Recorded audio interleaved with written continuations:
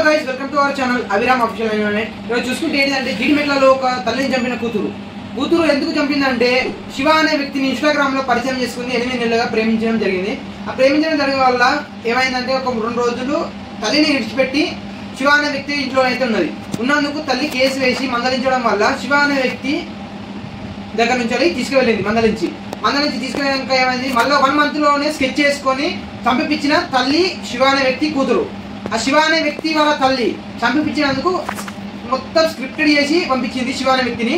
వాళ్ళ ఇంట్లో ఓల్డెన్ టైంలో కూతురు అయితే పిలిపించడం జరిగింది. శివని పిలిపించి వాళ్ళ శివ వాళ్ళ తమ్ముడు ఇద్దరు కలిసి వచ్చి సుత్తని కొట్టి చంపేసారు. చంపేయడం సుధా కరెక్టే అంటుంది శివ వాళ్ళ తల్లి కరెక్ట్ ఎలా అంటుంది అది చూసుకున్నాం ఇప్పుడు వీడియోలో. ఇప్పుడు ఏం మాట్లాడుతుందా? మరి మీ బాబుని అడిగినావా ఎట్లా, ఎందుకు తీసుకొచ్చినా, ఎట్లా? అమ్మాయి వచ్చిందండి, పరిచయం 5-6 ఏళ్ళ నుంచి పరిచయం. అంటే దావతులకి వచ్చింది, ఇండ్లకి వచ్చింది, అక్కడ వచ్చింది, ఇక్కడ వచ్చింది, మళ్ళీ మా ఇంటికి వచ్చింది.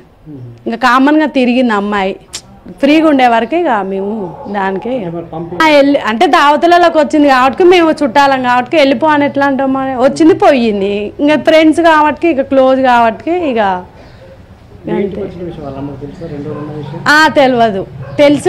తెలియదు కానీ అయితే ఆమెతో వచ్చి కేసు అయితే పెట్టింది. ఆ విషయం మనకు తెలియాలనే మీ ఇంట్లో ఉంచినావు అబ్బాయికి ఆమెకు తెలియాలని ఉంచాగానే ఆమె తెల్లారి వచ్చింది.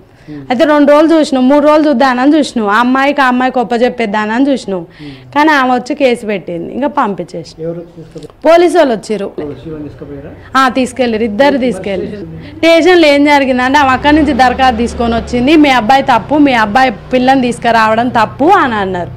అనగానే సరే సార్ మరి తప్పైంది ఏమంటున్నట్టు వాళ్ళు కేసు పెట్టారు, అక్కడ పోయి మాట్లాడుకోరమ్మా అని అన్నారు. ఇట్లా పిల్లని తప్పుగా ఇంట్లో ఉంచుకోవడం తప్ప అంటే మీ తప్పే మా తప్పే అని మేము ఒప్పుకున్నారు. బయటకు కొట్టారు. ఆడ అయిపోగానే గొడవ మా పిల్లగాని నేను తీసుకొని అన్నే పండుకొని పొద్దుగాలు వేసి వచ్చాను. ఒకటి ఏంటంటే మర్డర్ జరిగిందని ఒకటి తెలిసి కానీ మిగతా మాత్రం తెలియదు.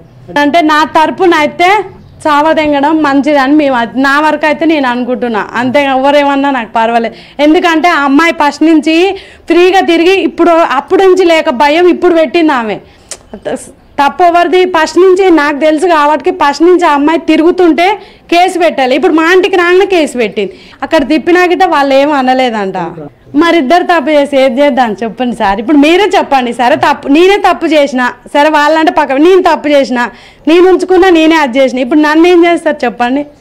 ఇప్పుడు ఆ అమ్మాయి బయట పడితే తెలుస్తుంది. ఇప్పుడు ఆ అమ్మాయి తరపున తప్పు, ఆ అమ్మాయి తప్పు మొత్తం. ఇప్పుడు మా తప్పు లేదు, మా పిల్లగాడు మా దగ్గర ఉన్నాం, అది బయటకి ఎట్లా వెళ్ళిందో తెలియాలి. అది మ్యాటర్ మొత్తం పిల్ల కాడుంది, మన కాడ ఏం లేదు ఆడ. కానీ పిల్ల పిలిచిందా, పిల్ల పిలవలేదా మనకైతే తెలియదు. ఇంతవరకు అయితే ఇంకేది తెలియలేదు. ఆడికి పోతే అన్ని తెలుస్తుంది, పిల్లని అడిగితే తెలుస్తుంది. మా అబ్బాయి కానీ అది ఉండని ఇద్దరు టెన్షన్ ఏముంది సార్ ఆడ? టెన్షన్ ఉంటే ఉండొచ్చు, ఇవాళ కాకుండా రేపైనా పోయి తీసుకొచ్చుకుంటాం. మరి చేసేది ఏముంది ఆడ, పెట్టేది ఏముంది? ఇప్పటి వరకు అయితే సావడం అయితే మాది, చంపడం మ్యాటర్ అయితే మా పిల్లలది, నాదైతే తప్పు కాదు. ఆమె ఇంటి మీదకి వచ్చింది తప్పు కాబట్టి ఆమె సావ కట్టడం కరెక్ట్, అది మా పిల్లలది తప్పు. కానీ ఆమె సచ్చేదే కరెక్ట్ నాకైతే తెలిసిన మ్యాటర్. ఫస్ట్ నుంచి ఆమె ఫ్రీగా తిప్పి మా ఇంటికి రాగానే కేసు పెట్టింది. మాది డౌట్ అది. మా పిల్లగాడి గిట్ట షాక్ అయిపోయిండు.